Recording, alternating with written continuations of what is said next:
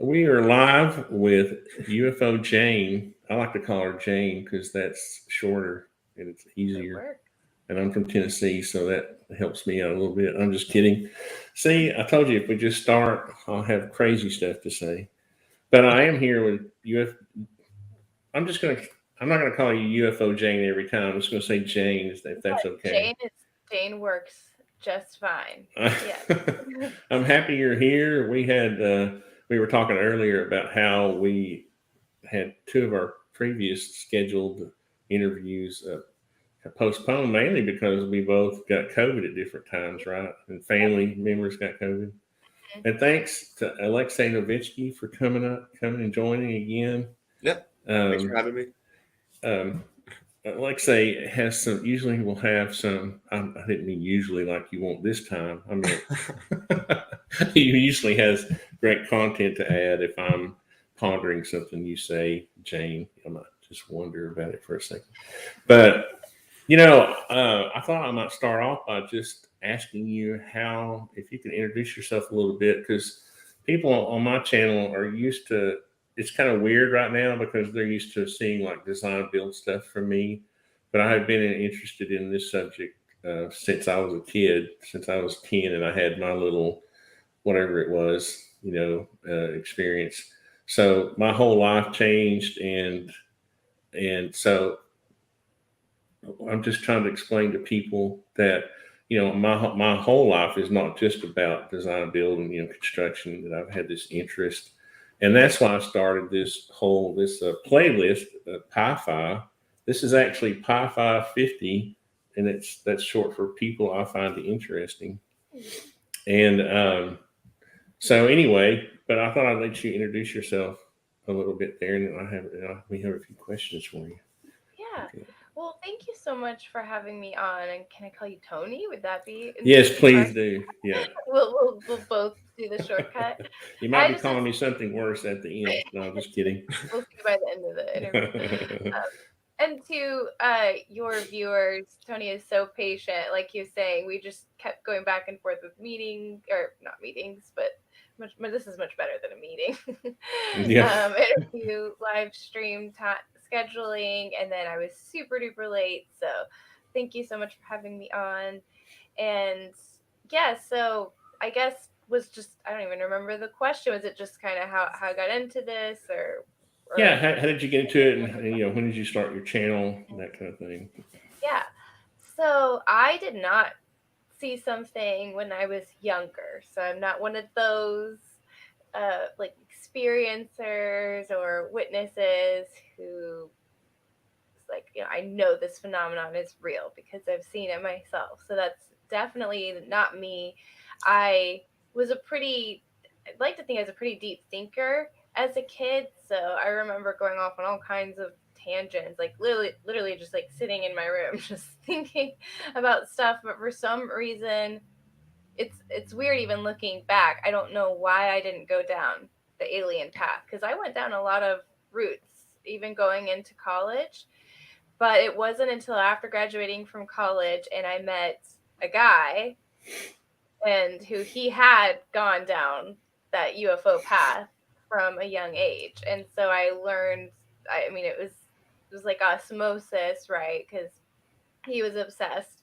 And so then I became obsessed. And I had a journalism degree and I liked writing and I'd done fashion blogging, I'd done movie reviews, I'd done a bunch of stuff like that. And so I started to had a national worldwide site for a while where I was tracking some of the I guess I don't know if they're really that wild looking back on it now, but I guess conspiracy theories, quote unquote, and different worldwide UFO sightings. And then in 2012, though, I started TexasUFOsightings.com because I was noticing. So I live here in Texas, and I was noticing that there were reports of UFOs popping up in, Austin or Dallas or San Antonio or all these different cities, or my Austin's my hometown. I live in New Braunfels now. Lived in San Antonio briefly, so there were all these UFOs that were being seen according to Twitter and YouTube and MUFON and New Fork and all these outlets online. However, none of it was showing up in any local news outlets, nevertheless, the national news. So it was just odd to me. So I was like, well, there's got to be some place. We have to document this, have to try to connect the dots here. So I just started really blogging about it. And eventually, people actually started sending me their reports. So I started having exclusive sightings on the site. And then it just turned into a duty, really an obligation, because it's like, well, I can't stop doing this. People are sending me their sightings. And eventually I started the YouTube. I was just kind of uploading videos there, pretty minimal analysis, just kind of like a place to put stuff. And then it evolved over time, and I do interviews there. We'll be bringing back the Weird UFO show soon, and we've got actually a live stream tomorrow night where we'll be talking about the movie Predator and breaking it down, and how feasible is that type of alien. I mean, hopefully not that feasible. not Becoming more feasible every day, right? So it's definitely spiraled, I guess, out of control. From there, we were just talking about how I was late to this because there's just too much going on. So yeah, I still have a life, a kid and dogs and husband and all that. But how old is your child? he's 10 years old. 10 years. Oh, that's a fun age. Yeah. Now I want to clarify something for people about me, and I never really thought about this until you just mentioned it earlier about the experiencer thing. I don't really consider myself an experiencer, right? Because I don't think there are other possibilities, out there, obviously, but based on what happened to me. So, I don't. That isn't that strange. I mean, how some people consider themselves. Anyway, I don't want people to think I'm making any claims or anything like that. The reason I say that's because mine was sort of a vague. So I don't want to give people the impression that I know I'm sure about something, because I'm not. The reason I do these interviews with people is because I want to get into the minds of the people I'm interviewing, because you really can't unless you're talking like I was going to say face to face, but this is the next best thing, right? Yeah. Because I do feel like that I became some sort of intuitive whenever my experience, and when I'm talking to somebody, I, I immediately kind of know. I kind of get this thing about them as to whether they're basically, I don't want to say telling the truth or not, but I can trust them. Let's put it that way. So when I saw you and I heard you speak, and it's just like Alexei.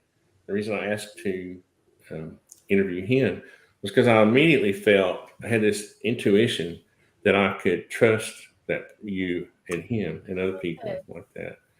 But that's really the only superpower I think I gained from my experience.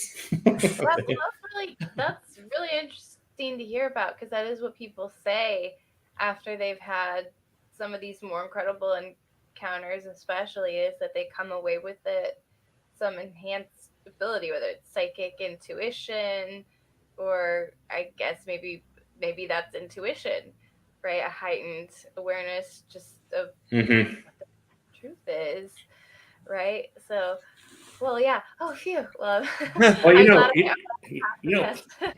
what's funny about that is I just read an article. Was it on the Black Vault where it was a release of documents from, was it from NASA or what government agency that was studying ESP?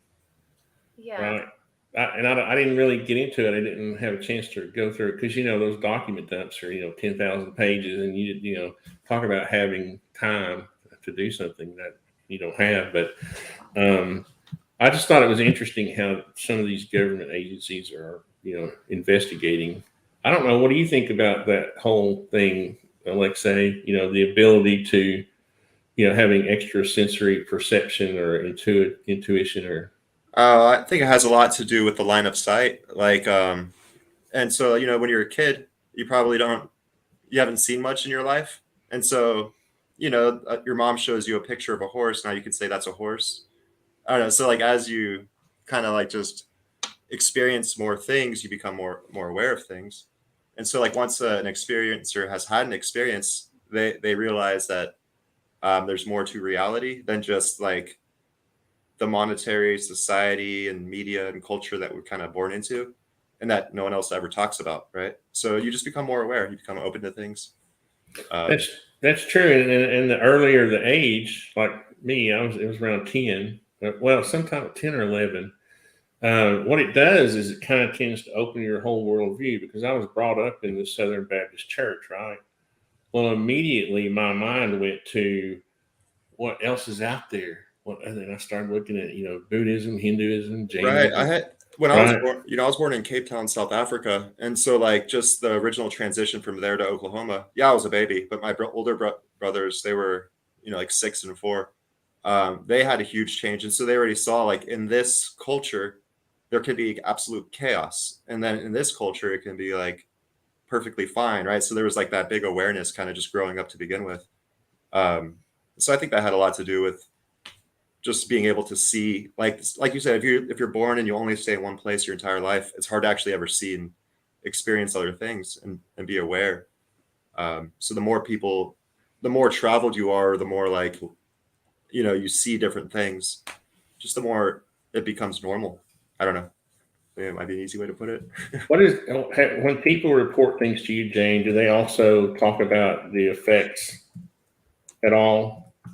Yeah, well, I've been thinking about this lately because a lot of researchers, especially we've been interviewing for UCR lately, have such a wealth of uh, encounters where they're seeing entities and there's a craft that landed in their backyard and it's left marks, and these are the kinds of things that we hear.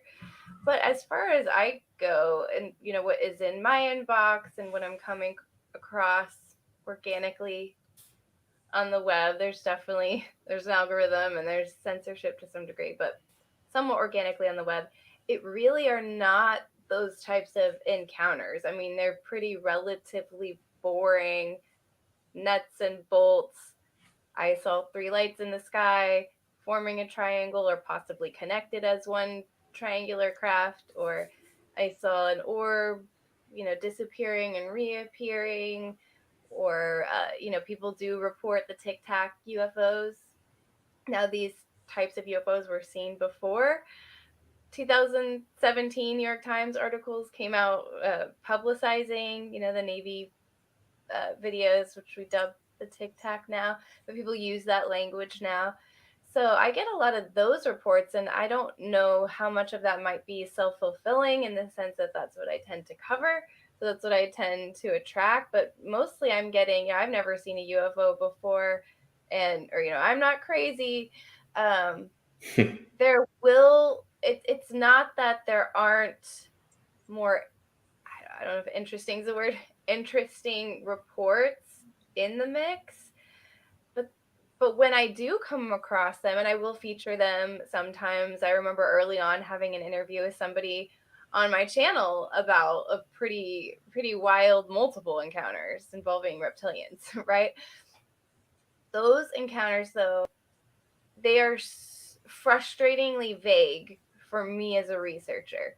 So at least in my experience, nobody's come to me like purporting to have any tangible trace evidence of any of these encounters. So it truly is their experience, right? So the term, I think that's where that term experiencer comes from, right? Like their memories. And so I'm interested in documenting that, and I do from time to time. But recently there was a report on MUFON where somebody, I want to say it was reptilians. They're claiming to encounter the reptilians, and it was like a few paragraphs. And I just, I'm trying to find a way of tracking all of this at a bigger scale for people, so it's easier to find. So I'm How working do on you? that. But yeah.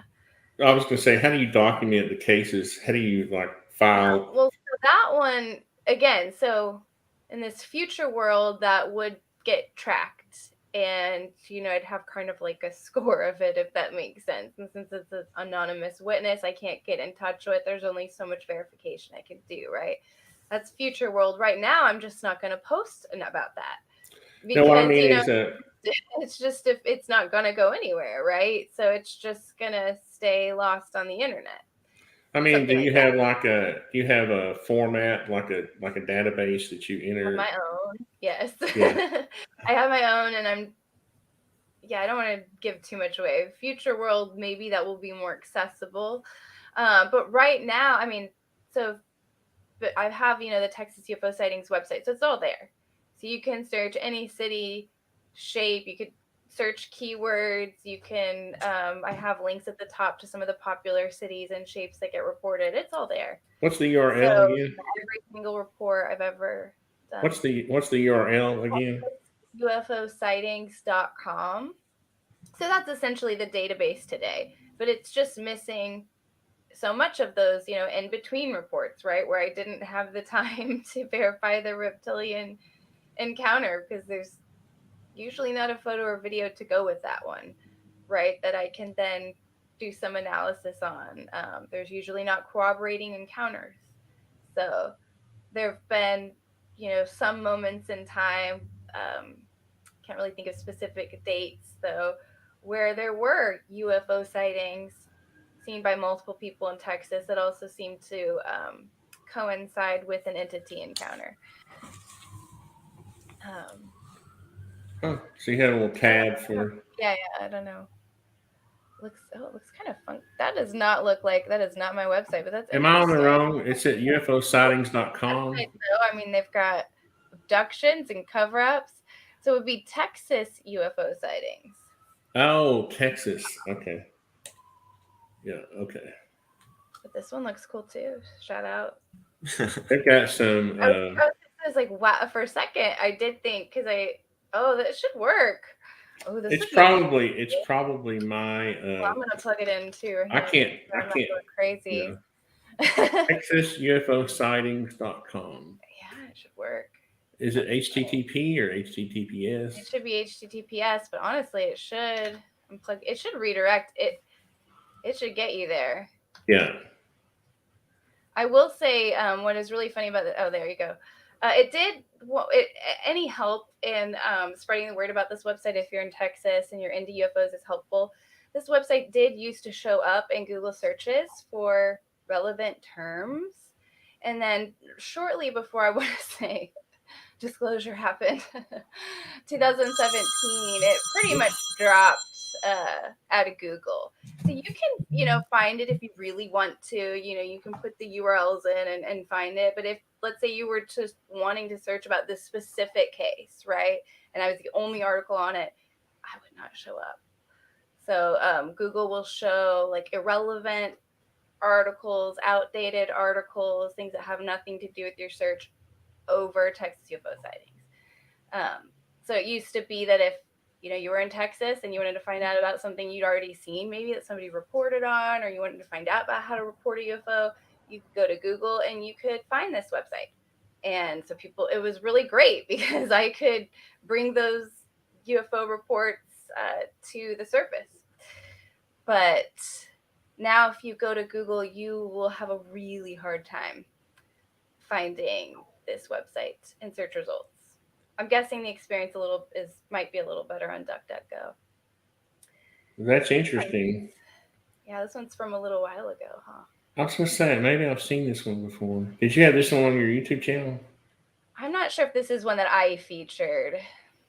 So this could have been, and of course the debate is, a plane, that I think there was a lot of debate around that one. There was maybe I saw it on Twitter to go with it. Yeah. I will, if somebody else has already featured a UFO, I will not go to the trouble of competing with their channel and creating a YouTube video. Even witnesses will say, go upload it to YouTube yourself, and then, I can link to it. But if it's a really great sighting and it needs analysis, I will do a YouTube video around it. Well, it's still an entry into your database, right? Yeah. Or if you wanted to keep a total number of sightings in Texas, right? Mm-hmm, exactly.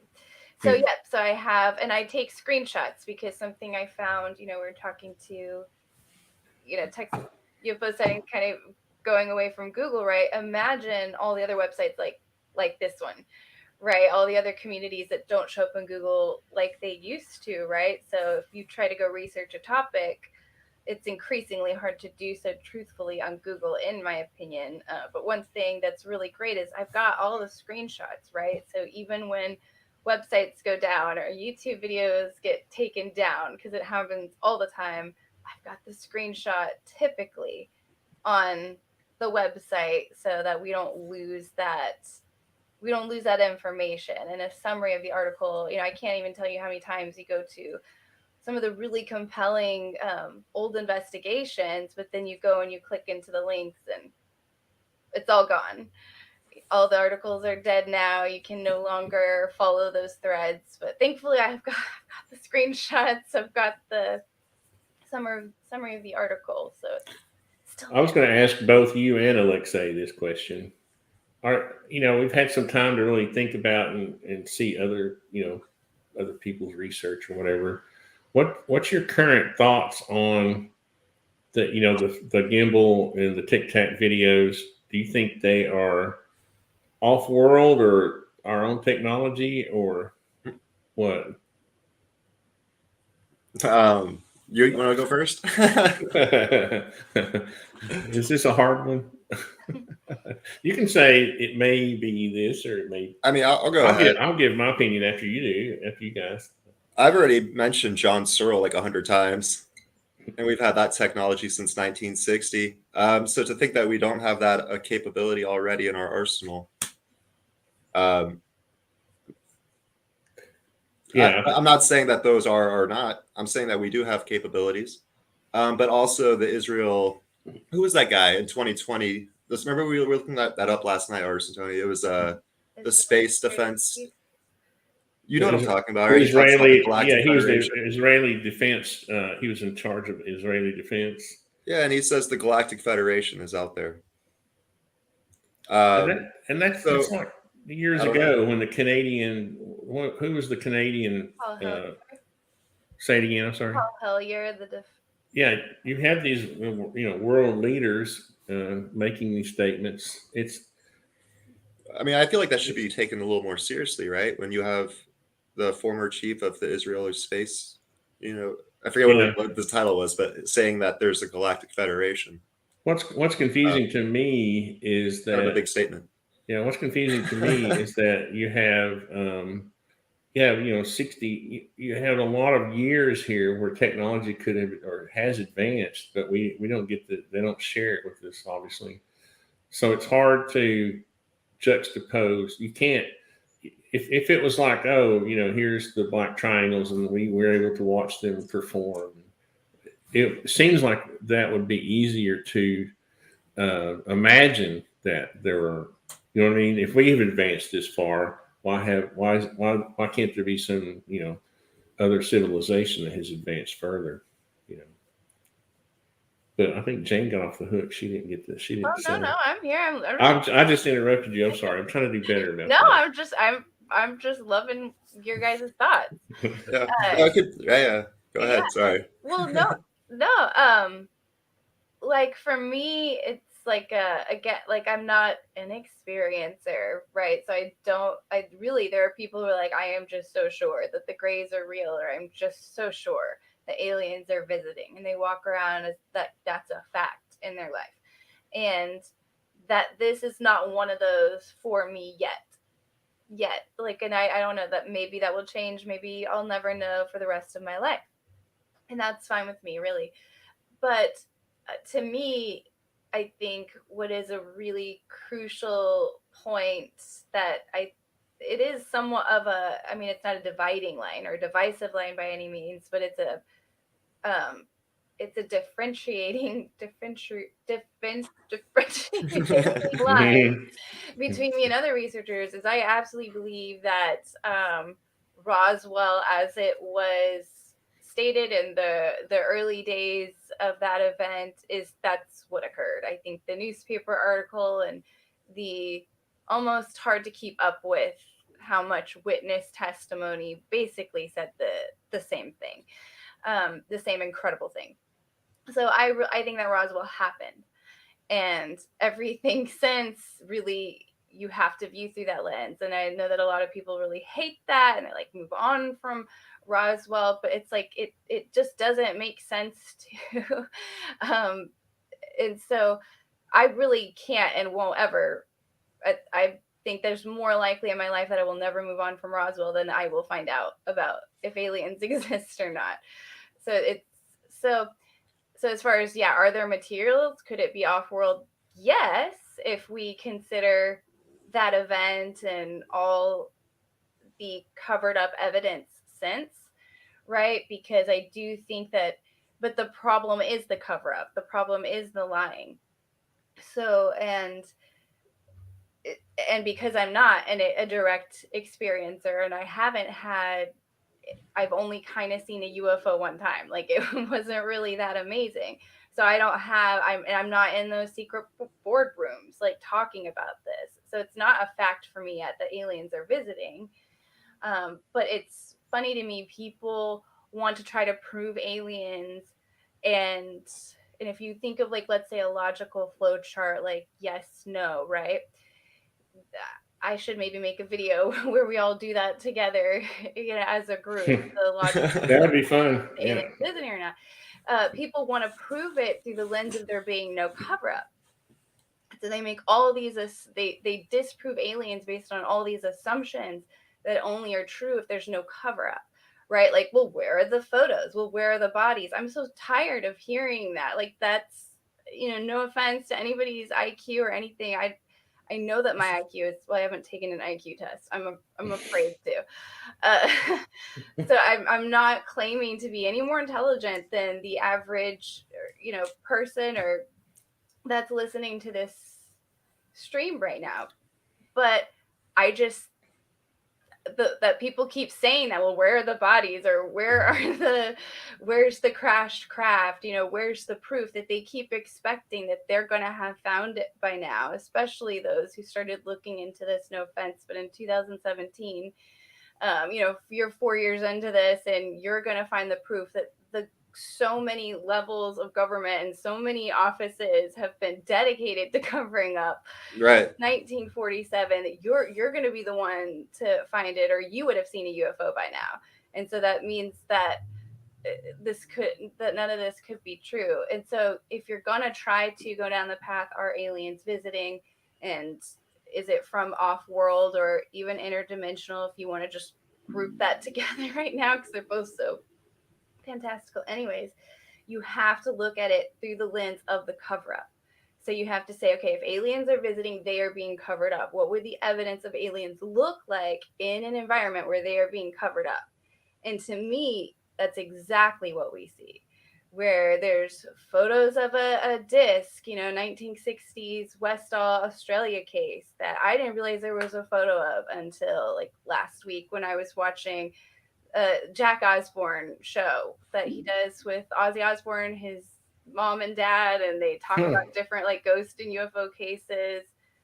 It may be History Channel. If it's not History Channel, it's probably like True TV or something. Discovery or something. But I know that case, the Westall, Australia case. That's a really, really great case where school children saw a disc. Very much reminds us of the Zimbabwe case. But I didn't know there was a picture, because you can't. That's not a well-known picture. So, and I've been researching this for 10 years, for over 10 years now. I just learned something new. I didn't know there was a picture either.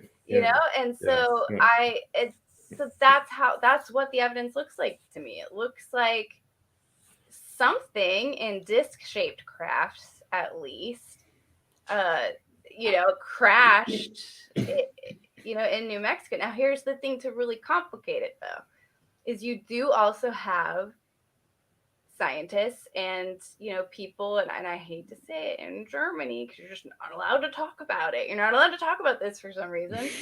Who purported to be designing crafts just like these around this time. So if there's a cover up, could there be other things besides aliens, right, that are being covered up? So you have to do those flow charts too. And yeah, until I shake a hand with the gray alien, or even if I do, how can you rule out some human meddling here? I don't know that you can. So that was a really probably my longest, most confusing answer to that question I've ever given on any interview. That was That's a great. good answer. That was great. I think what we all, how can I say this? I would like to see us all become so objective that we can think something's possible and think it's not possible at the same time and not get mad. Right? That's what I hope for. Like me, to me, I haven't shaken hands with an alien, but I'm also don't my blinders are about out to here now, like they used to be here, and now they're like this. I think if we all took a step back and just looked at nature and how humanity has progressed in the last 100 years, I mean, something's got to be going on. I like Because the comment that you made about science, you could say, and like hidden technology. And I'm not saying I'm like the most educated. I have a bachelor's, in astrophysics and physics and stuff like that, and the master's, but like no PhD. I didn't spend a whole bunch of years at some, awesome university. But I know that they teach relativity, Einstein's theory of relativity, but they don't teach like ether theory, and they don't teach other prominent scientists' work since like the 1900s. Like Dale Pond, I think, is one of them. John Hutchinson is another one. John Searle. They don't teach any of that stuff in college. And when you bring it up to someone who's well educated, they get offended that you're telling them about this amazing science and technology that they've just never heard of. And so the accepted science is kind of weird right now. And what's officially being taught, they never taught me electrogravitics. That was, Thomas Townsend Brown, I 1908. definitely have never been taught that either, but that's for different reasons. Yeah, but it's like electricity. But you know what I'm saying? Like you go it's through just natural. college, Yeah, it's a yeah, natural you go through phenomenon. the whole thing, you pay all that money, and you think that you're getting the best top of the line education, but you're really not. You're getting an education that's accepted and like is okay for everyone to know in a way. That's the way I've kind of come across seeing it, and that's just because, like I said, they don't teach of John Searle, they don't teach of John Hutchinson, they don't teach of Dale Pond, and Thomas Townsend Brown, four people who revolutionized science, in my opinion. Like, Well, honestly, this is why I think Avi Loeb is such you know, a Galileo type person, because he was kind of the first, to me, as for somebody with his level of knowledge and acceptance in the scientific community, right? When he started, when he committed himself to the Galileo project, all these other scientists started opening up. Who would have ever thought Eric Weinstein would have joined the Galileo project? right. People like that. And I think that's what it's going to take is enough people, taking their blinders from here to here and saying we can still be objective. We can study this and be objective Well, I at the never thought same about time. this, but like, how many people do you think were going around saying that the Earth goes around the sun before Galileo made it popular, or like made it Right. accepted, or really put his foot down on it? Like there were probably other people kind of saying the same thing, but it just didn't catch They on. didn't say it publicly because they would have been put in jail because it was Right. called But every heresy. time there's like a Maybe they theory. were put in jail though. Yeah, So yeah. Lexi's point, like we're not gonna know their names. They were Probably. put in jail, and that's kind of what's happened.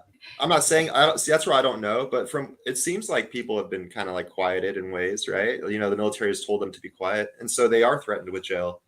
And so it's kind of similar if they know of this Well, real technology that exists and they speak about it, they get put in jail. It's similar to Galileo being thrown in jail and having to read the Bible. It's well, just a modern version of it. in the modern world, Uh, they were successful at making people look like kooks enough to where they would keep themselves quiet, right?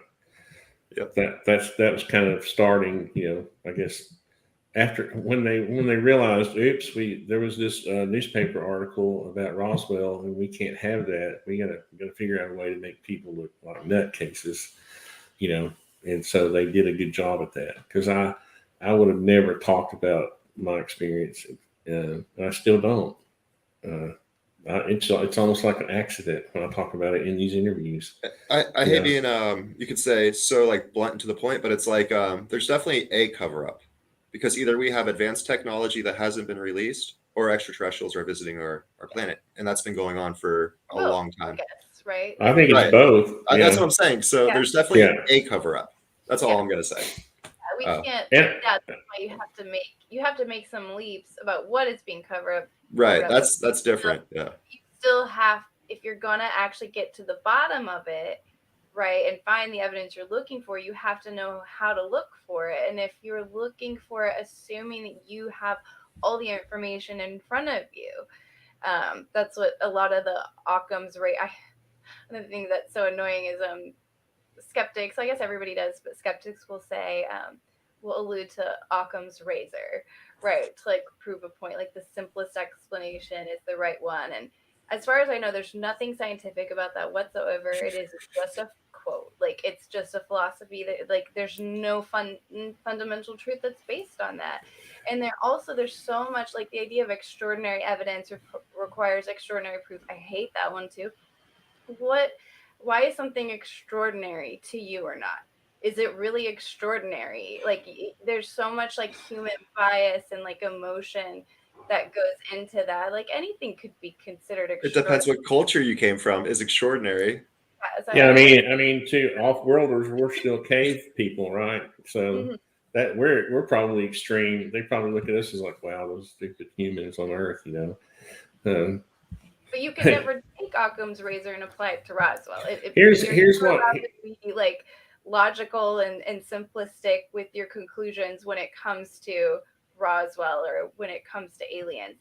That's only used when it fits, right? Well, So, this is what I'm talking about objectivity because you can apply Occam's razor to anything, but they don't apply it to the full scope of it, right? Because if you see a graph of a round thing in the sky, what's the easier solution? That it's a balloon, huh?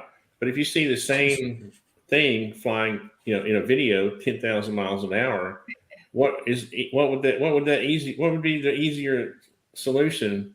It's not a balloon. Some kind of craft that's flying at 10,000. You see, they won't apply it to the. dolls of debunking kind of. It's the Occam's razor is humans apply their own filter to that, you know, to get the result that they want. You Mhm. see, people will use methods like that to get it. It's just human nature. You know. Hmm. Well, there was dead air. You're not supposed to allow dead air, Alexei. That's what you're here for. Well, my guitar, the strings broke. We did a jam session last night. We were into music yesterday with our previous. We had the Presley girls on, Yeah, and see, my guitar, I would just sing us a song about, whatever. So I guess what I'm saying is that I'm still a big fan of science, but I think so. I don't walk around thinking that there's proof that gray aliens exist, right? I don't assume that. I don't. If somebody else says they have their own truth, you see, that's the problem with the truth is that the truth is just right, very subjective. Well, people only Right. really know what they've been shown and what they've experienced. But even like Yeah. things that you've experienced can be right distorted, right? You always talk about like perception is different than experiencing, right? Because we all might experience the same room, but we're gonna have different perceptions of it based on our like lenses that we're wearing. You could say. So if Jane, if you believe in great aliens, I don't persecute. I wouldn't persecute you for thinking I that. think people have seen them, like, and I don't really know what that means, but I do Yeah. think they've been seen. I don't think this is all just like a huge, big mass hallucination. I don't believe in mass hallucinations. No, Yeah, I and don't. Yeah. I don't think I buy into it. I mean, I guess it could be like inherited memories or things like that. So, but I really am still looking for more clues to where this can make sense to me in a way that I could assume gray aliens are real, because there's a lot of things that we've learned in our science classes that we assume to be true as we go about our day-to-day life, and if it's a truth, then that's good. Then that makes the world make more sense and everything's clear, right? So if great aliens are real, probably would be good to walk around with wide-eyed and be aware that there is this other species of aliens out there, right? Just like anything, right? About the the rotation of all the planets and stuff, like just like what we were talking about. We assume that truth as we walk around our day-to-day life, and it makes things clearer and our life easier, right? We can make more scientific progress. So if the gray aliens are real, I'd like to walk around with that assumption. There's all kinds of animals and things I've never touched or seen in person, and I never will. And I have to go on other people's testimonies. It's amazing what testimonies we accept just on the regular. If you think of psychology experts, right, and how, right, they have all these case studies, not just psychology experts, all kinds of fields, right? They have case studies and books and files, and we make all kinds of conclusions on them, right? They're not all just lab studies with where the scientific method is being completely honored, right? There's so much fallacy to so many of the things that we just all collectively agree on to be true. And I don't know that there's anything more than the UFO or alien field that is more scrutinized. It's the most scrutinized, field of them all. Nothing can be accepted on anybody's credibility or research or experiences. And, it's just completely elusive, I guess, to the collective consciousness, I guess. And I think if it's real, we should hope that we all walk around one day with that assumption. The hope is that if that's not true, and somehow we all get convinced it's true, we could just as well, like, right, be all just collectively convinced that the grays are real and walking around as a society with that assumption, right? And that could be what disclosure looks like. Yeah. No, I think I that's don't. I don't funny. think. I don't think I'm ever going to be I don't want to be in that. I don't want convinced. to be in that situation either. So I, I think that's I mean, I I think- try to take like the scientific approach in everything I do as well, because it is very repeatable, and it's hard to be like proven wrong when you follow like a repeatable, proven thing. And so, like, just thinking about how big the universe is based off the Hubble telescopes, to say that we're the only little grain of sand in this entire vast ocean of space that has life. I personally think that just sounds like so dumb. Like, where does life end on the planet Earth to begin with? Right? You have extremophiles in like the deepest oceans, and they literally live on like volcanic rock and heat. You have some single-celled organisms that live inside rocks and live off chemical reactions. Life doesn't end. Like, our definition of life ends. Earth, things that have been made from Earth, life ends because that's all we know. But like, what does moon life look like? I don't know. What does sun life look like? It'd be made from that area, and it would have created life, based on what evolution would do in those areas. We're a product of our environment. We're like the human. Yeah, it might exist. It might exist on the ultraviolet spectrum or something. Like, where does life end? I think there's animals in space for sure, and so like I think there's life never ends. Yeah. Well, that explains some of the weird orb-like sightings. Even is that's been a proposed theory, is that there's actually like organisms, like kind of amoeba-like things that fly around in the stratosphere and in the voids of space, and it's like, that is that extraordinary? Not really. Right. I always kind of see it as like realms, like different layers of perception, like based off of just like tuning and frequencies and just like random magnetic vortices that like allow us to kind of just naturally harmonize at certain times. Just based off of just like physics and the flow of, you could say, energy. That would be like a potential. And so yeah, Alexei has a great what's I get confused about the overall title, but you have a book that has lots of smaller books inside of it. Yep. And it's really kind of cool because one of the things I thought was, I kind of snickered at it at first, but it was delusions. You know, how delusions create create distortions Yep. in reality. You know, Well, we're and being manifested from the quantum state, right? Like that's kind of scientifically proven. Like matter's not solid; it's constantly blipping in and out of solidity. And so when you just think about natural wave nature of overlapping energies, like imagine the Earth with no mind, it would be like this smooth pond, right? And so now you enter the Earth, so now you have your body and you have a thought. You're sending out ripples in the quantum state of reality, and so now you have the overlapping of all of everyone's thoughts, and we're all trying to synchronize based off our wants, don't wants, assumptions, and expectations to create like a fluid experience that is our consensus reality. And that's basically what he was getting at. So every one of our postures we take like creates ripples and waves and distortions. And so there's a lot of curved space that can exist even just in someone's natural energy. You can create like denser realms of experience. That's why I also snicker when someone talks about the truth, right? Because it's like, we have no idea what the truth is. No, so you're born into a already like flowing space, and so we're all born into different countries, right? Yeah.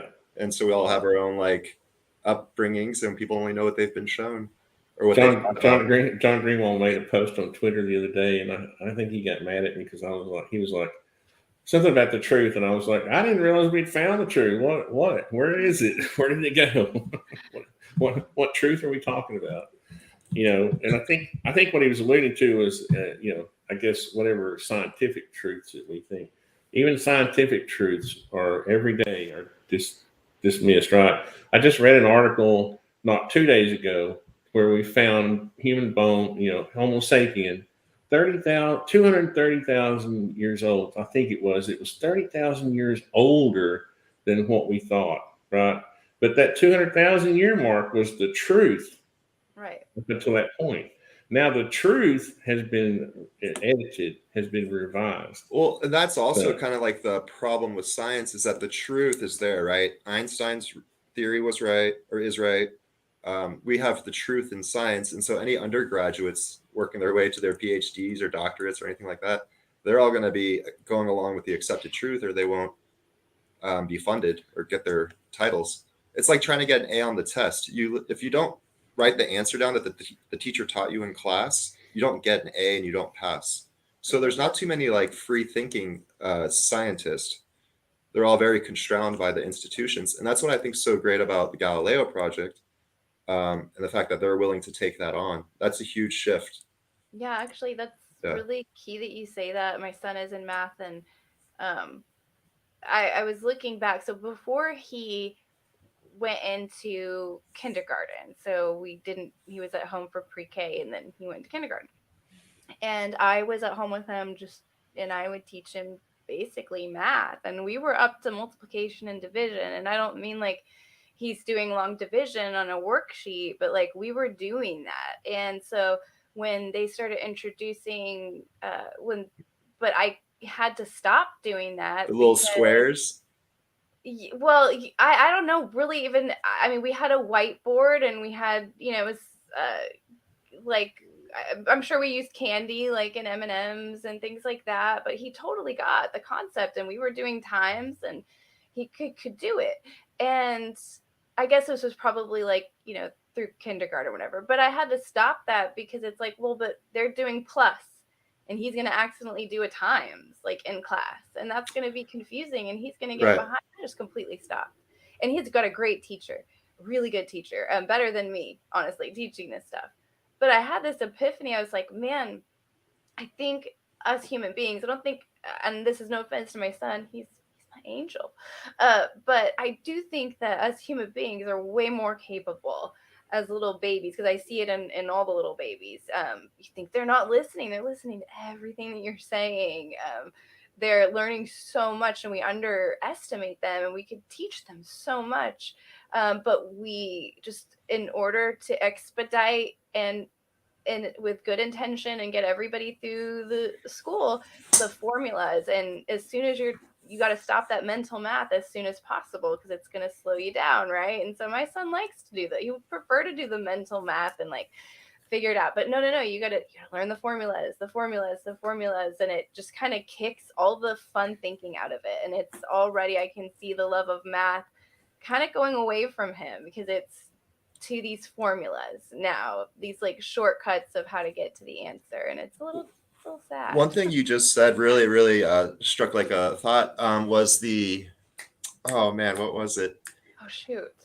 Basically, what I was getting at is that like we're like kittens in a house cats versus wild cats. Because once you get it, you're good enough, and you won't. So when do you stop developing? When do you actually stop developing your body? And it's when you're good enough for what you're trying to achieve in life. And so, like, I know if you're a basketball player, you'll probably learn to jump higher, right? If you're in track, you'll learn to like run faster. But at what point do we stop developing? And I think what naturally happens too is like people get to the age of like 25, 30-ish or so, they start to become more spiritual. Like their spiritual energy grows, and they don't understand that almost because no one talks about, and they don't talk about how the human body continues to grow as it ages. And so like certain, like, because you learn to crawl, you learn to walk, you learn to run. Why stop learning to develop the body? And so people get to the point where they can make their dollar and they're really comfortable.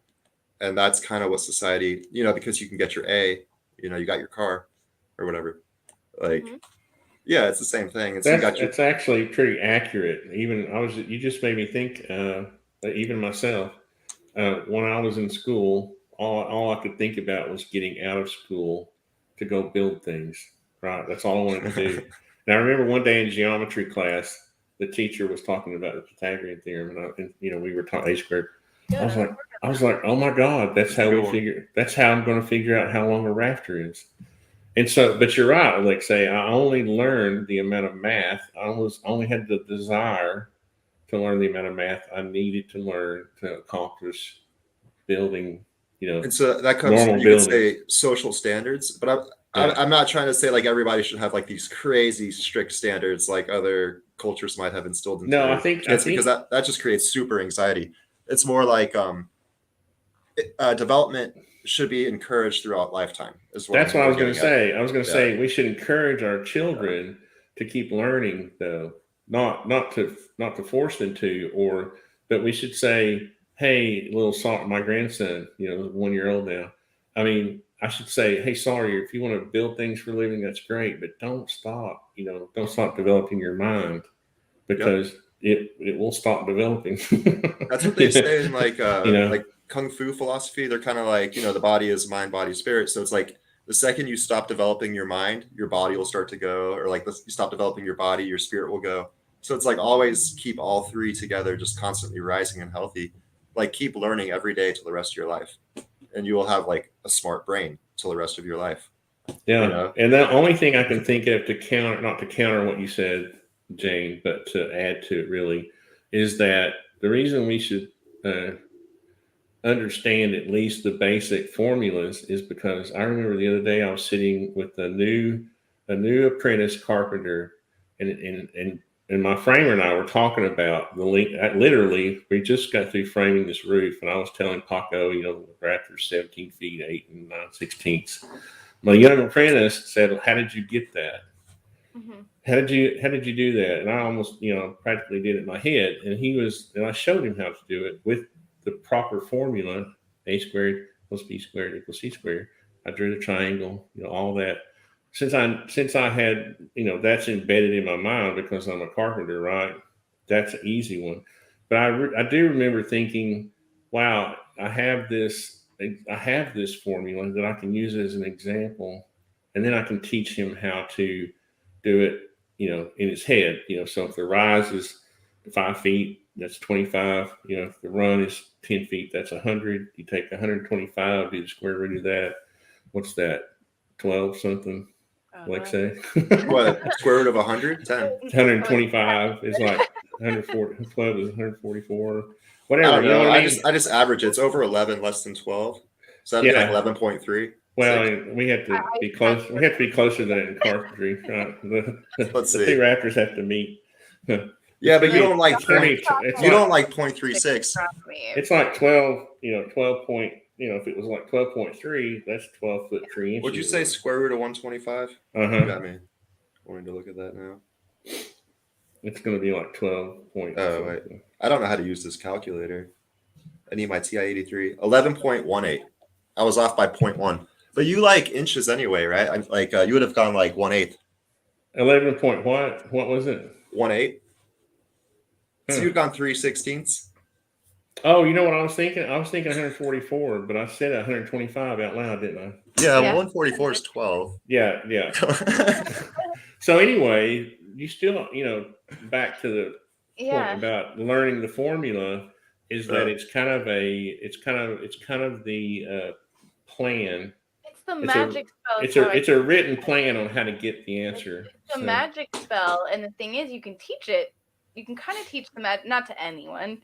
Like I said, I didn't continue. Like I just got the journalism degree in college. I just took whatever basic, thing I could take. I remember kind of liking chemistry though. I like algebra type things when it gets like real spatial and stuff. I'm trying to. There's a physics teacher on YouTube that like breaks stuff down real like simply, and so to what we're saying earlier, developing. I'm trying to. But that's not my forte. But I think, even me though can learn a formula, can memorize a formula, right? So it's a magic spell that can just arm all these magicians, and then they can go around preaching about magic, right? But how the more complex and the deeper you get into those realms, the more and more formulas you're learning, the more and more you're standing on other people's shoulders, right, of the work that they did and the thinking that they did. Yep. And you really don't even literally have the time of day to even do the thinking. Probably, I don't know, Alexei and Tony, you guys can speak to this more than me, to even really understand, like, even what you're doing at the end of some of these, like, you can get the gist of it and the concept. There's so many magic spells like we have to use at this point, right? So it's like a hindrance almost, as much of it is as it can benefit young learners, right? Who really may want to spend days really understanding what they're doing. I totally agree with that, and I think that's where I'm actually like way different. So like you can learn in different ways, right? And for me, it was always by experience, and so like you were just saying, like a way to actually understand and apply it to the real world, right? That's huge.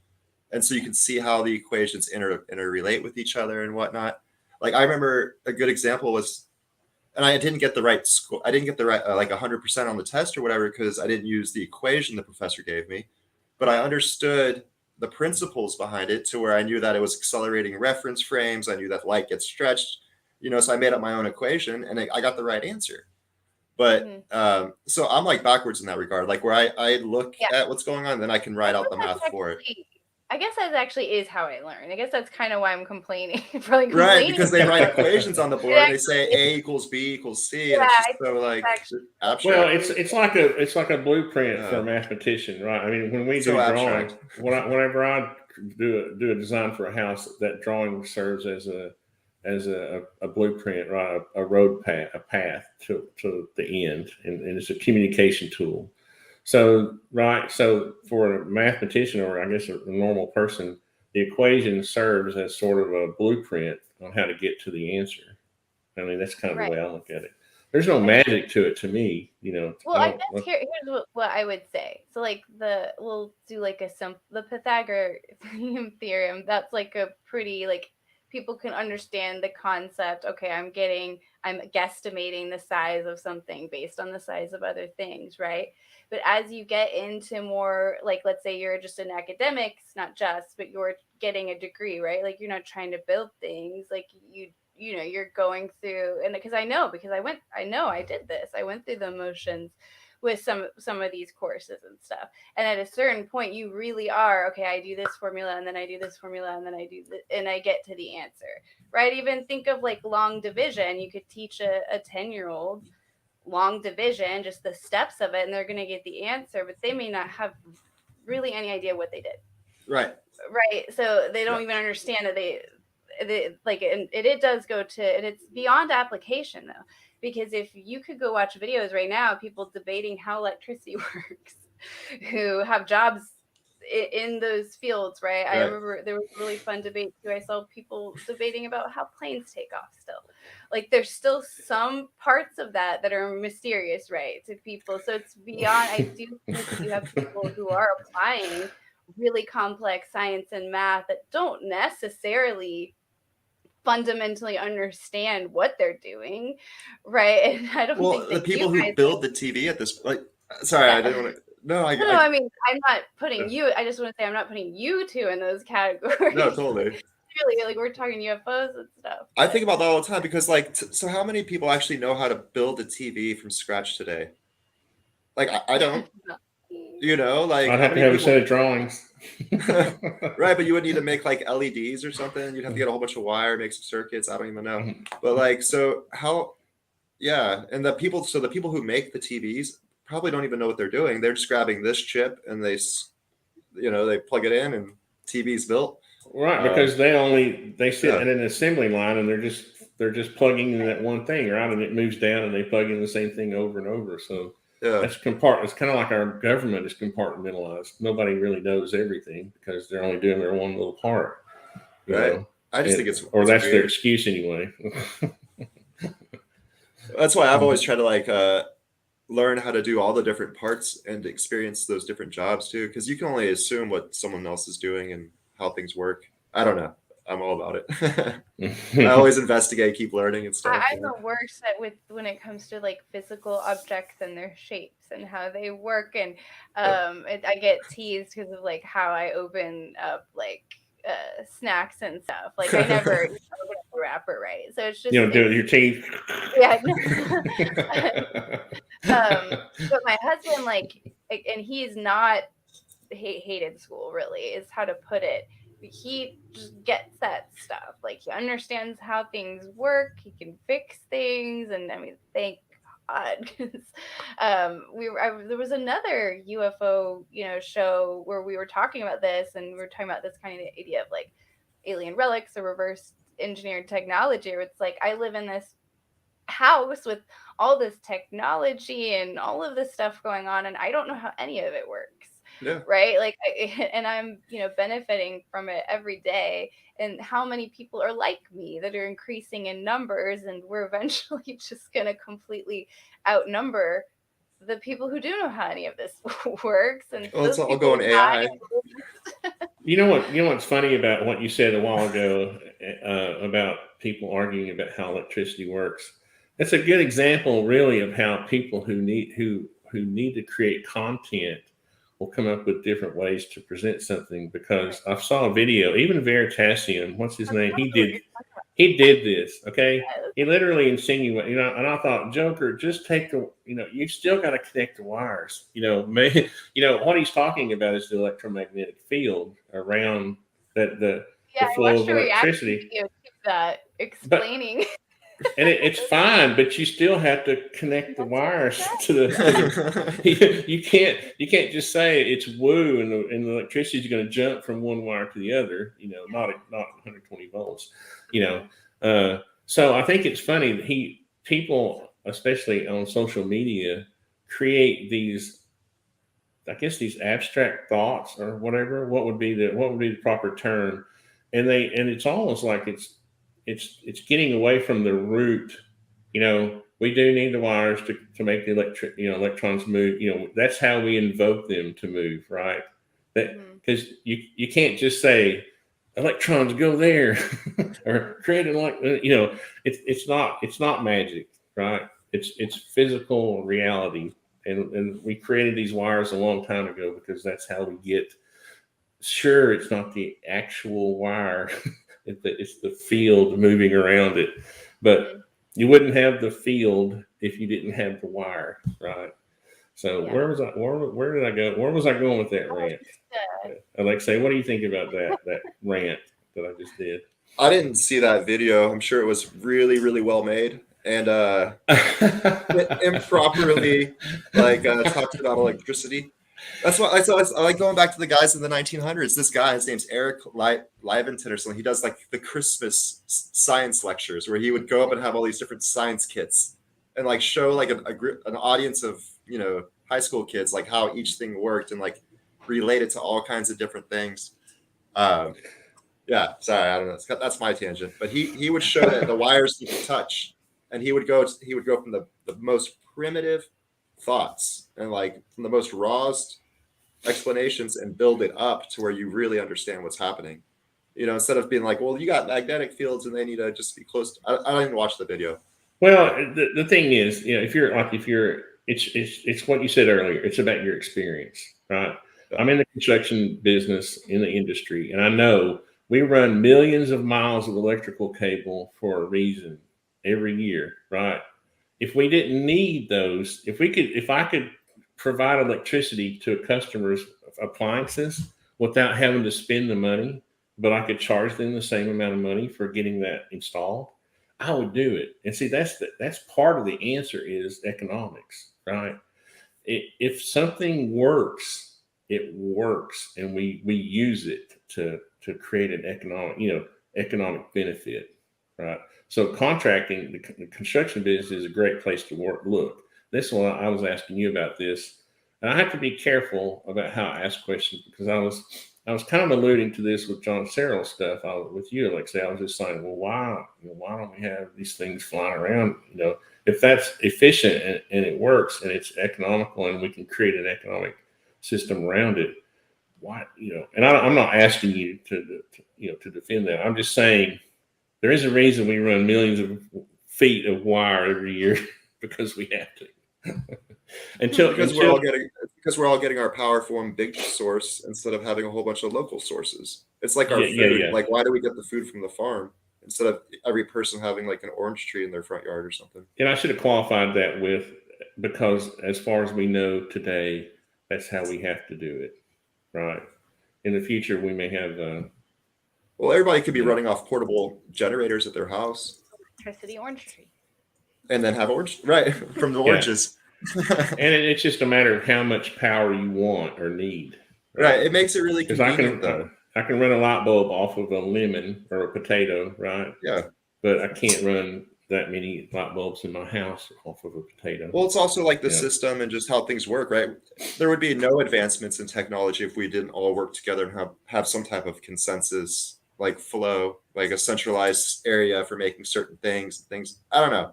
It's just how societies are structured to the point where it makes sense for everyone to have their own generator, but it also doesn't make sense for, it's just different ways of development. But I think we're getting away from like the oil and gas is what it seems like. We're moving towards electricity. Well, that's one thing I mentioned to Lou in our last interview.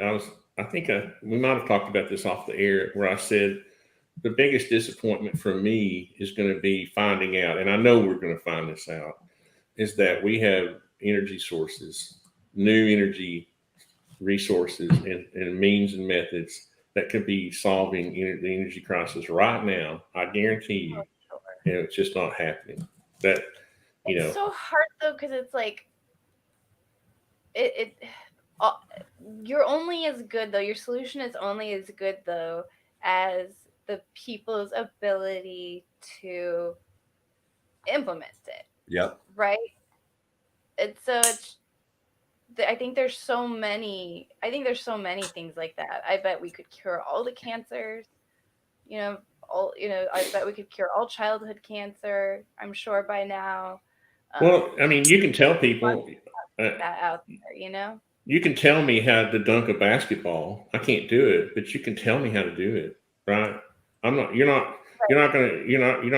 hurting anybody by telling me how to dunk a basketball, So if you want to tell me a better way to produce energy more efficiently, I'm not going to hurt anybody. You know what I mean?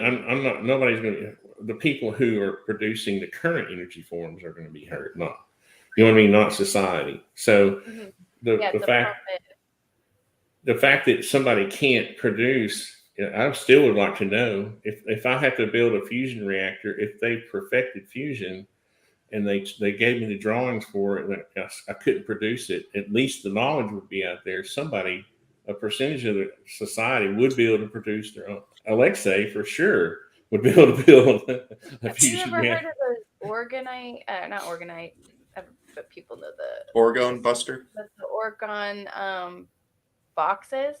Yeah. And so, weren't those like kind of the? I don't remember how much of this was documented or can be stated as truth, but weren't they kind of dangerous, right? Like, and you had to use them in like a clear like area because it could interfere with different. And anyways, these were as I understand it, these containers that you would get into, and I don't know if it was like metal, organic material, and metal or something like that, right? And it would cause, I'm not a scientist, cause particles, I think, to essentially go back and forth and vibrate through the person inside the box. And it supposedly cured different ailments and things, but then it also had side effects. Like, I think cataracts may have been a side effect, or either cured it or caused them as a side effect. And they were real powerful. So like you couldn't just like store them in your home. And then also on that same note, when you think about free energy or the Tesla towers, like maybe that would be, a form of, energy that you could just like set up in your own home. But those also, I think, it's kind of dangerous when you think about this wireless, I guess, I guess old school Wi-Fi maybe kind of is what it was. But so maybe it just could be really dangerous if an individual like was just sloppy with it or had bad intentions. Definitely, I think so. I think those were the way I like to think of it is almost like the Great Pyramid of Egypt. I think they were similar. They're like spirit reflectors, Like, right? Like you get in there and it kind of like it builds up your own energy, but also like from the ether, you could say almost. I really have no idea how I they thought you were work. going to give me an example of why people shouldn't know how to build pyramids. Oh, well, so that's where I don't really know, but like they talk about different flows of space, right? Like, so you can have like an inward spiral, which typically leads to like a depression, or you can have like an upward outward spiral, which typically leads to like kind of like a better view of reality and like enlightenment and stuff. And so depending on how you design your orgone box, you could potentially be like creating a field that takes you inward, which is like a depressive state versus like one that's supposed to actually heal you. I've heard stuff like that because there's the Coriolis effect, and so like the universe is in a state of rotation, and so if you spin the wrong way, you're kind of like ruining your natural manifestation as opposed to like going along with it. I have no idea though. That's my 2-second thought that just came to mind. Something Bob Marley's topped is he said, "Peace out. Let's hope USA tells the truth, and we have free energy." I think labeling it free energy is kind of like what they did for people who believe in UFOs, right? Yeah. They made it kooky, right? So I wouldn't call it free energy, whatever it is. 0 point is like the new name, right? Yeah, but see, that's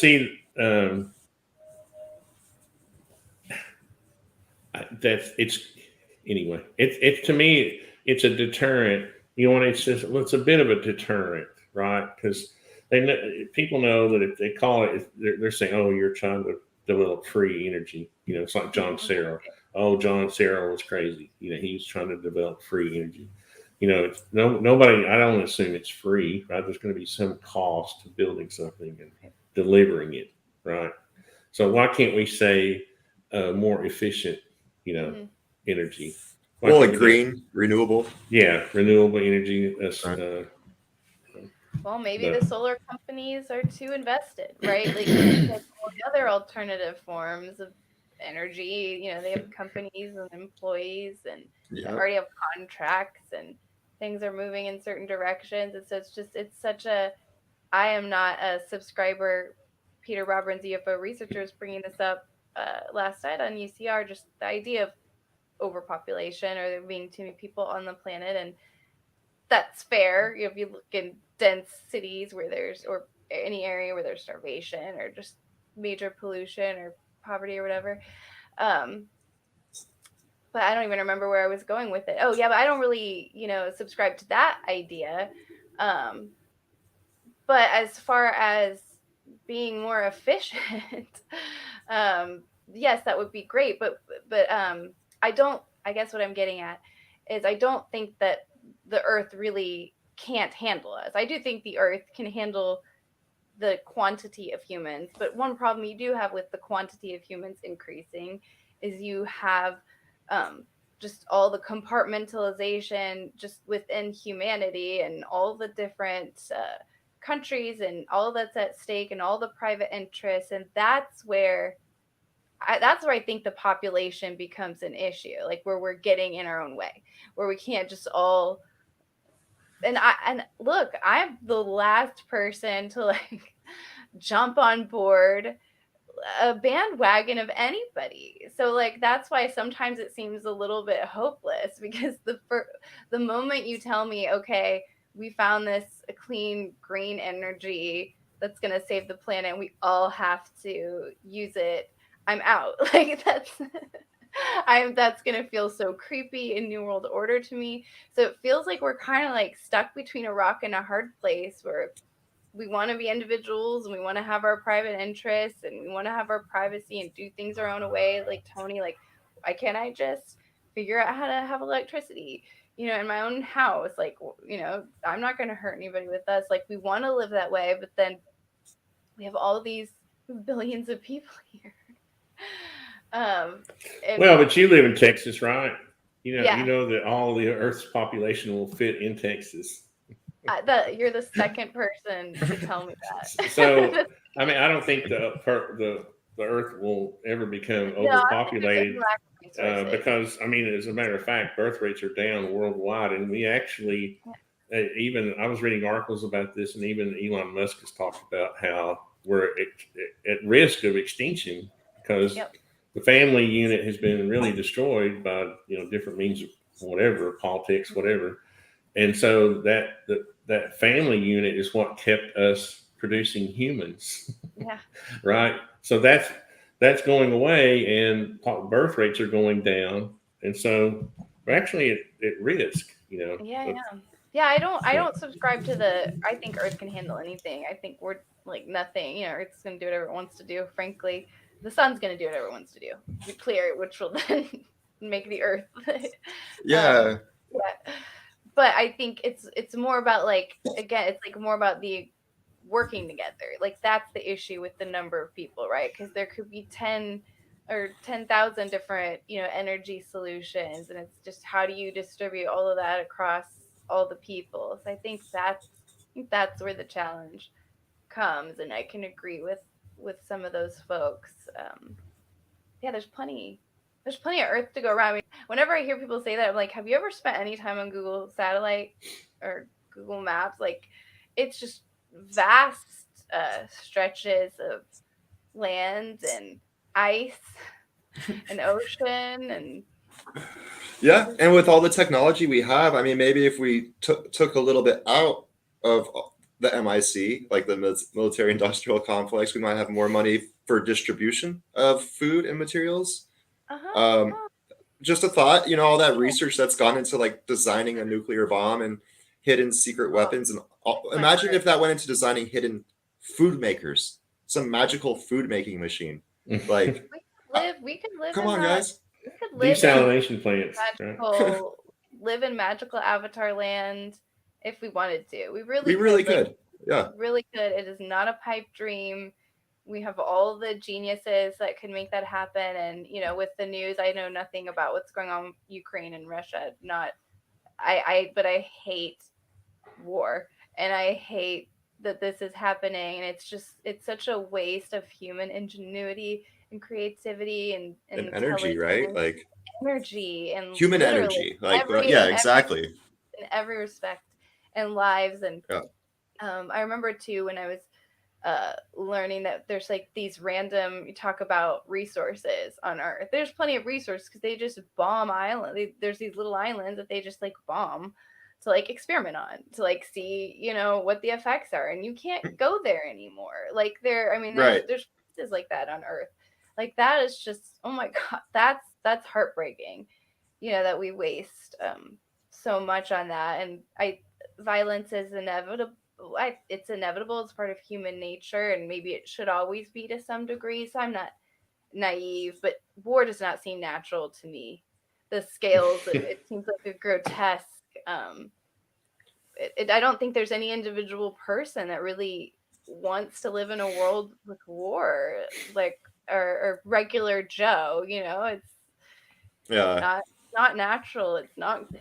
And I hate that I was not taught in school, but encouraged in school to learn about the point of war and like why we have war and why it's okay to do. Like it It's just totally, sucks. yeah, they totally justify it. They present it in history as like part of humanity, and it's what we do, and that we've had this one and Have to this do one, and we this. got to watch out for them. And Like, no, This we is don't have to do this. Like, this is, Yeah. I'm increasing the older I get. I'm like, this is totally absurd. This is clown world. People talk about how, and there's that too, people are going crazy to some degree, at home with like COVID. The older I get, the more insane the military industrial complex and war and all of that is. And the more it seems like it's something completely outside of us as human beings, the billions of us that are here. Doesn't Not seem many like, people go into the military like after they reach a certain age. right? That's a good question. Hmm. Does anybody enter? And this is nothing. Oh man, I hate to even think that anybody who's a veteran or Totally. in the Yeah. military, it's actually my heart breaks for you that you are in a position to be in any of these positions. Like this is what I mean. It seems so against the actual soldiers and people in the military and the citizens that live in their towns. I just don't think any of us want this. Right. We've created our own nightmare. Like our worst nightmares we manufactured. Like, I mean, there's anything worse that you could imagine happening to you than like the Hiroshima like bomb dropping. I mean, I know there's earthquakes, I know there's natural disasters and all of that, but I mean that's truly horrific. And we did it. We created our own nightmare. We don't have to do that. It's not It's like what I was saying before. It's like we're all from Earth, and it's a smooth pond, and then everything that we experience is a fractal of our imagination. We Yeah. created that entire We don't scenario. need to imagine that. We didn't. Yeah. Right. We could have manifested something so completely the literally better than that. the result of that is not our imagination, right? It becomes physical at some Well, point. becomes what right? happened. Yeah. I mean, Yeah. totally. We only Yeah. know, I mean, you only know what effect you're on because of the causes before. I mean, it just is what it is. But that nightmare happened. Okay, you could justify whatever happened after, but that nightmare happened and always happened in time. Didn't Yeah. just not undo itself. Right. So we want future. We want to keep having a world where there's more nightmarish, horrific threats of that. You want to live in I don't want to live in a world where that could happen to me tomorrow, because we've all determined as society war is necessary. War is the only way for peace. So I used to believe that, like, and now I'm just like, I've just woken up. I think it's because of being a parent. I'm like, wait. This is absurd. This is not humanity. This is absolutely horrific. Like, and all the orchestrators, and I don't mean soldiers, I don't mean people flying jets, I don't mean people operating drones, I don't mean generals, I don't mean people taking orders, or even maybe coming up with new war tactics and plans that are part of this, machine that's going. I really don't mean, but these OG, these OG orchestrators, these elitists, whatever you want to call them. I like to call them pathetic, pathetic losers, pathetic, fearful losers. These people who orchestrated this reality where war is inevitable for peace, or we can't have our freedoms without it. I'm over it. I've woken up from that delusion, we're talking about realities and like putting things out there, and I won't entertain that anymore because it will Well, never end. It will never end as long as we're like, well, because of this horrific war scene, now we have peace. Okay, until tomorrow, I guess. Until the next horrific war scene, right? Where maybe you're the casualty, right? So it just Yeah. never ends. well, and I think the people who join the military are doing it for, I think most of them are, their intentions are right. Because, I mean, our military is supposed to They're some of be our best. something that we Some of our defend. best. That's what's so heartbreaking to me. Like when I think, and that's what I mean, like coming from a parent of a son, I can't believe, like, think about the draft, right? And think about all of the men that we just sent off there to like never return home again the same, right? Or to never return home again, or to come back home again changed. I think some of the most noble and needed people in our society are the people that sign up for these jobs. And that's what's so heartbreaking to me, because I feel like we're just wasting we're just wasting ourselves. It has nothing to do with people who sign up. My brother, almost signed up for the military, and he absolutely had good intentions, and then he became a firefighter. Right? So that's the type of person he is. Everybody I've met that's a veteran, grandfather was a veteran. One of my favorite people through UCR is Jazz Shaw. So everybody I've met who's been in the military it's always been a good experience for me. It is these, I'm talking like it's the Stalins of the world, it's the Hitlers of the world. Totally. That's what I'm talking about. See, that's the difference. Yeah, that's the difference. These People like Jazz Shaw sign up to defend our country, Yes, not no, to be an aggressor. it is absolutely Yeah. not. It's Yeah. not 99.9% of the people, probably 99.999% of the people that are actually involved in the war, whether fighting or being, a civilian casualty. And this is haunted us throughout our history with these original kings and generals who just thought it was okay to just think of the world as their chessboard, that just thought that was okay. And to use people, Use people. Yeah. And I would never teach my son to use anybody, under any circumstances. So why am I okay with that? And I just kind of realized I'm not okay with any of this. No, shame on all of, I feel like a mother, shame on you, shame on you, shame on all of you guys. And one thing to also like kind of think about too is, I'm not by any means bashing the people who have served and have, protected me at times in their life and things, like dedicated their lives. Because you got to think of, everyone's born into their own little spiral, you could say. And I was born into a spiral where you need to go to college, you need to get a degree, you need to do this. Some people are, and that was success for me and my family if I did those things. So like, in order for anyone, if they were born into a military family or a society where like there's this big push for, pride in your nation or whatever it is you want to do. 12 generations of my family have served in the military. Exactly. Like you're going to serve in the military, and if you don't, then you're going to end up being like looked down upon by your family. So that's one of the greatest challenges too. That's why it's like, I don't know, it's hard to describe, but as a human taking actions and moving around on the planet, you ultimately, I would like to think I have free will, ultimately control every action you make. And so if you personally think what you are doing is unjust, then you shouldn't do it, right? Like follow your heart kind of mentality. I don't know. That's just my way of thinking. Well, I think it's all, in my mind, it's always a combination. We have free will, but our actions have an effect.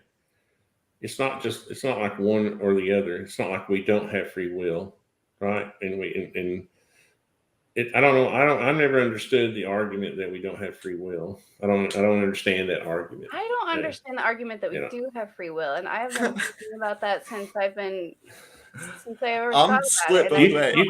I don't know. I guess you have to define free will, because you chose to. You could have told me to go jump in the creek. I think I could have told you other things. Huh? I think I could have told you other things. You think I could have told you other things. I don't see where there's room for free will unless, and so I don't really mean I don't understand free will, okay? Unless you evoke something kind of mystical, something unknown. So just because you don't, right? So like all that we really know, that, so I mean, we could do like a thought experiment, right? Like hypnosis is what you're saying? Well, yeah, hypnosis, I guess you could use that. I don't know. I'm trying to What's the definition of what's the definition of free will? Because if it's not that, at one point in my life, I decided to go down the road of architecture instead of building things, just only building things. Then I made a conscious decision to make a fork in the road. I didn't have to keep going down the road of only building things. I made a conscious You made decision. that decision because of something that happened second Oh before no! you Oh no! You're session. depressing me now, Jane. I wanted to end on a fun. But here's No. the point, though. Are you saying? Okay, I'm sorry. Let me bring up a depressing. There's not free will, and that there aren't other yous, and that your conscious awareness doesn't have something more powerful behind it that can hop and skip between all of this. Okay, but if that's true, we're invoking something beyond our current understanding of how cause and effect in science works, and that's okay. But we do not have a definition or any evidence or proof for free will whatsoever, as far as I can tell. And we don't have any evidence against it either. It is something that you can actually define, right? So I don't think that we have any evidence. I think that we have evidence against it based on how we do experience time as a linear progression of cause and effect. That's what I was about to just say. From a scientific point of view, there probably is no free will. There can't, because it's all cause and effect. There can't be. It's all just cause and effect and physical but you have to invoke something outside linear time progression, just basic cause of, because the entire scientific method and everything falls apart if what you're saying is true. I think it's a total mistake. It's kind of true. If there's any truth, if there is no truth, but if there is a truth you're calling not free will, it should never be taught to anyone, right? Because humans are stuck on this earth for now. We're stuck in this reality, right? If we teach people that they don't have choices and that their life is predetermined, that's the biggest thing. That's the worst thing you could teach a human being with a free spirit like mine. If somebody had told me that when I was like 10 or 11 years old, I would have given them the finger and said, "Oh yeah, watch this." Any difference? Won't make any difference if you tell anyone. Oh well, okay. So we're gonna have to totally disagree on this one. And because you're this is defeating the whole human spirit when you tell people that. No. You're misunderstanding me. No, I'm not. I think that what you are describing here is something that is beyond the physical rules of science. It is. Okay. Are you right? I think what you're describing here is miraculous as far as how we understand reality to work. Okay. I think this is academia. I think this is academia causing. I think in some ways it's teaching people not to think for themselves too. You're teaching people to think like robots.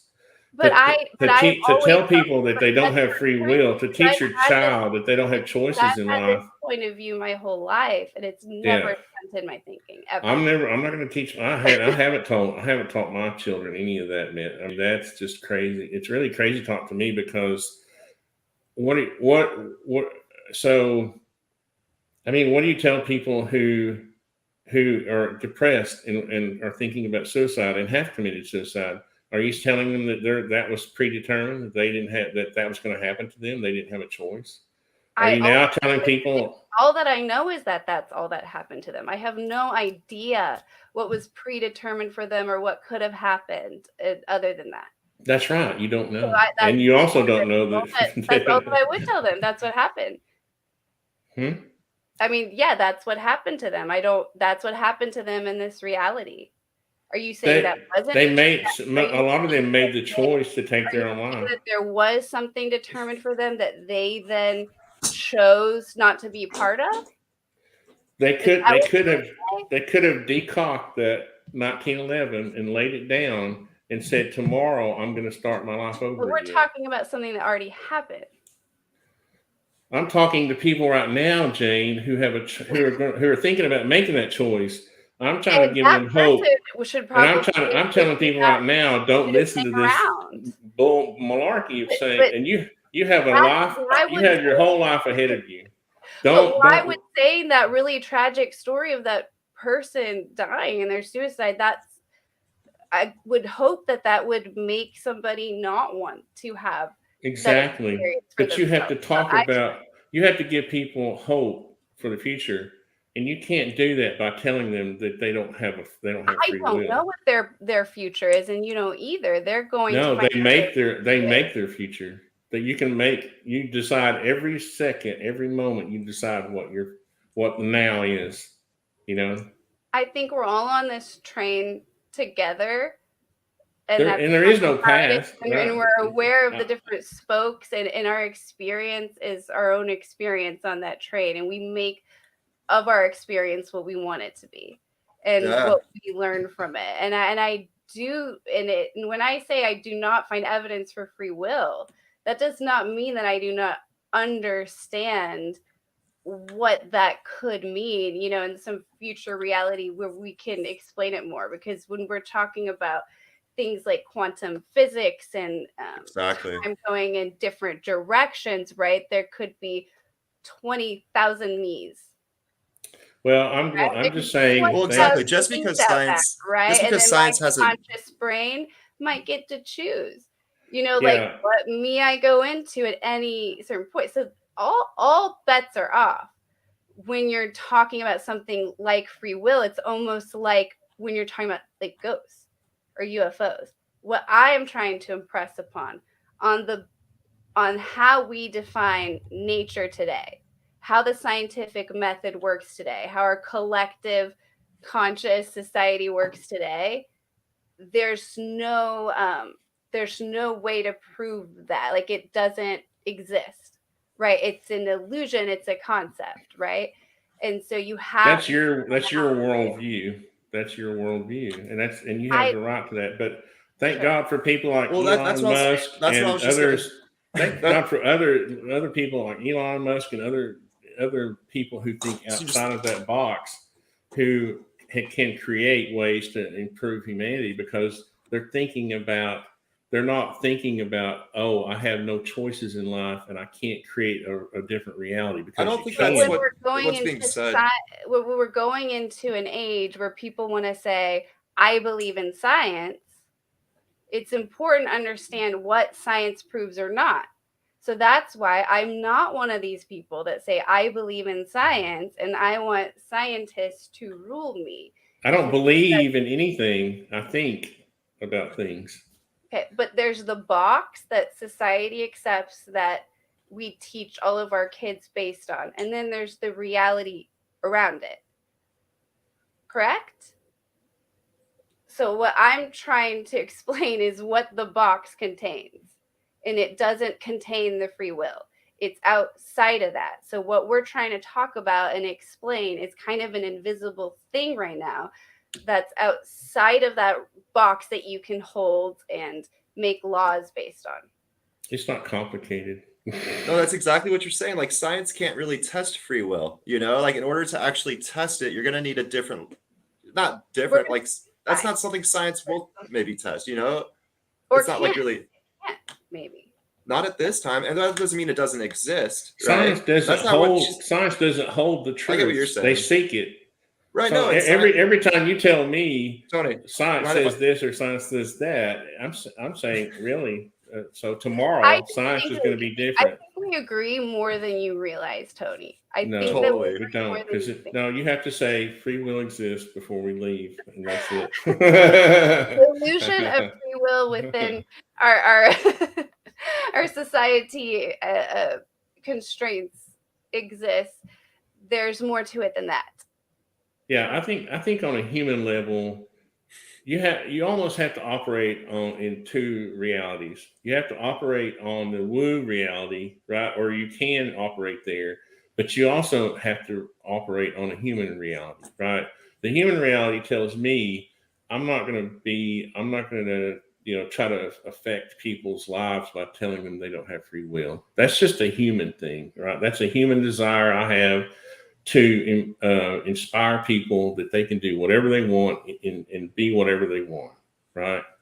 That's what I want to do. Now, you all can tell them otherwise, but I think there ought to be a certain percentage of the population, like me, who wants to inspire people to do good things and get out there, and be happy instead of sitting at their computer and listening But that's to not you don't have free will. That's not what she's saying, though, at all. That's not what that's saying. It's No, but that it comes across. every It comes across that way. I'm saying on the human level, it comes across one way.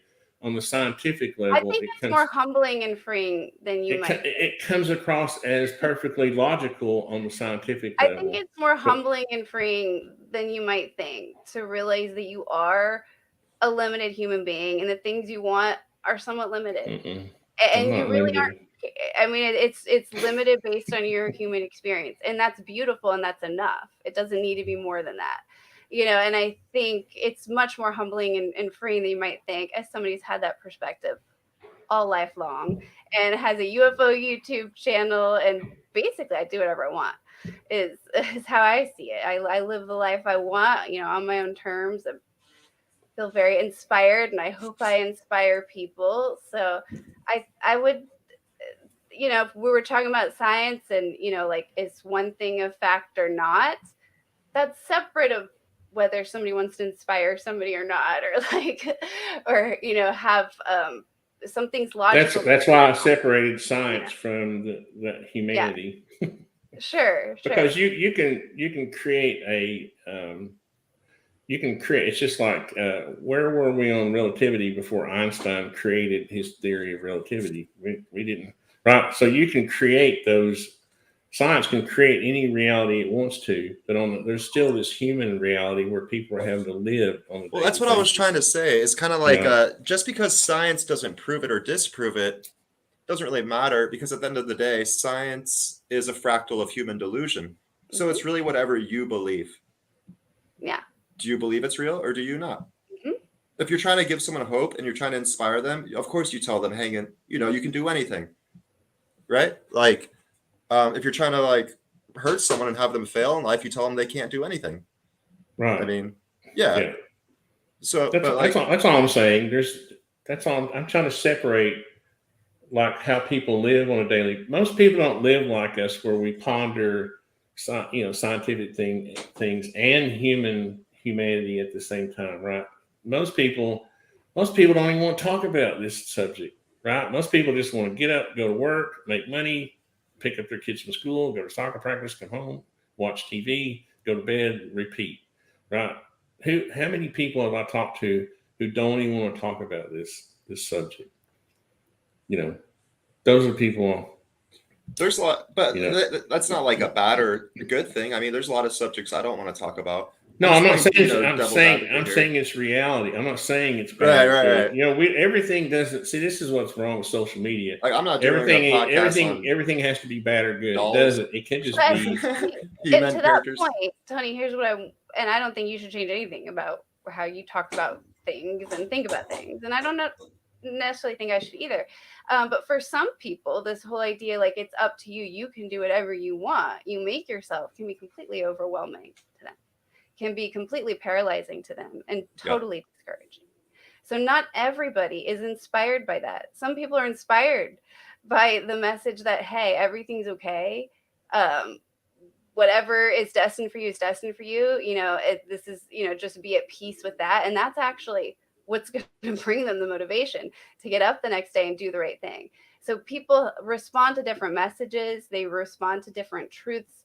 I don't think what you said was wrong or what I said was right, or vice versa. For me, it's the free will thing. There is just a math equation that I don't see. I'll accept that as a good. I don't think we have the math for it. Yeah. It's me. I'm working out the math. I like that. I like that. The math for it. I like that the motivation. I like that. That's I good. like it. I like the motivation that it could be that it might help certain people. Okay. So it's only that's Yeah, I like that motivation. That I can see though where it could be used as a tool to tear people down. well, so can the other one though, right? Like, Yep. oh, look what you such an evil person, look what you did, you don't deserve, any redemption, right? It's all your fault. Or look at these poor people, it's all their fault, they didn't make up, they didn't make of their lives what they could have been anybody, right? And so it can be used, it's just like what we're saying, right? Like anything can be used for anything, right? So it's really the intention. And so yeah, I think all of our intentions are good here. I have to go though, because I gotta get my kid. Yeah, we've been talking for over 45 more minutes than I thought we were going to. But it was great though, Jane. I love these kind of discussions, and I love that. See, we can. I like where everyone's smiling right now, though. Right? That's what's cool. Like you're gonna get into it, get heated. It's okay. This is what I want: is for people to be able to discuss things and then come out friends on the other end. Totally. Well, I didn't think we were going to talk about the free will thing. I didn't. Well, I understand completely what you were saying. I just feel like that 1 out of 3 people has to be like me. Okay, I really do. I really do, because because I'm going to talk. My message is going to meet, reach 1 out of 3 people. That's my hope. Well, in our little circle right here, I mean, I think 1 out of 3 people all have different opinions, because I think we have free will, but only so much. Yeah. Oh, wow. I would agree. I would agree with that more than no free will. See, I believe that free, it takes effort, and so when you say it's limited, I agree to that, right? Because it's at some point it becomes a factor of abilities, unfortunately, and that's where nature takes over, right? Nature tells you, no, you can't go, you can't, parachute into the jungle and defeat the jungle, right? No matter how much I want to. So anyway, I'm sorry, I was going down another rabbit hole. Yeah, she's gonna go to pick up her kid from school. It's my You can channel. Take care. I'm just kidding. Well, Jane, I hope you'll come back. See, that's always the true test. If you'll come back sometime. Oh no, I want to come back. You know how it is rescheduling though. I am trying to solve some scheduling conflicts in my life though, so I can do more UFOs. No, we'll give you a break, but sometime come back and we'll continue to, because you kind of surprised me with the free will thing. I need to do more research. That was cool. Mm-hmm. All right. Well, thanks, guys. We will see you next time. Mm-hmm. All right. All right. Bye. See ya. That's it.